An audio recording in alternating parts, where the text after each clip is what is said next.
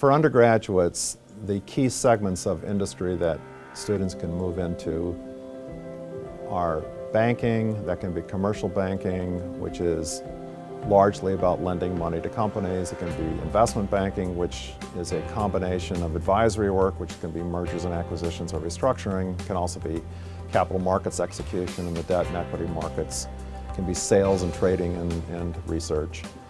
In the asset management function, ultimately most people's ambition is to go into portfolio management, but nobody gets hired into that on day one.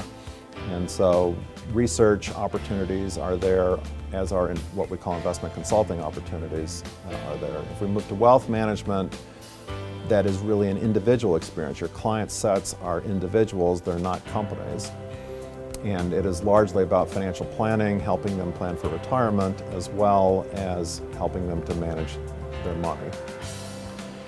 In the insurance sector, it can be very complex, like being involved in the design and execution of variable annuities, but it can also be involved in a planning function.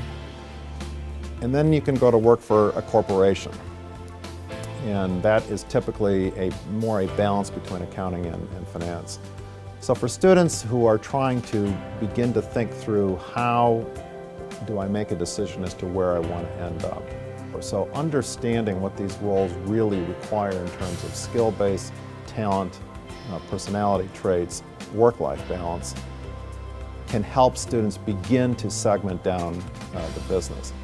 The next part of it is that you need to find a way to feel it. So if you can get an internship or take classes that have a significant amount of experiential real-world learning so that you can get a more informed view as to what's the difference between doing X versus Y versus Z. Mentors, very, very important. Get a mentor who's 40 to 50 years old, who's been working in that industry for a number of years and can help you more broadly understand that. But also get a mentor that's 2 years out ahead of you, who can tell you this is what you're going to have to do, and who could just tell you, if I was you, I would do X, Y, and Z. I think that's also very, very important. It's also important that you understand the timelines, because if you can't meet the timelines that are in the hiring cycle, you keep losing opportunity and moving into less opportunity.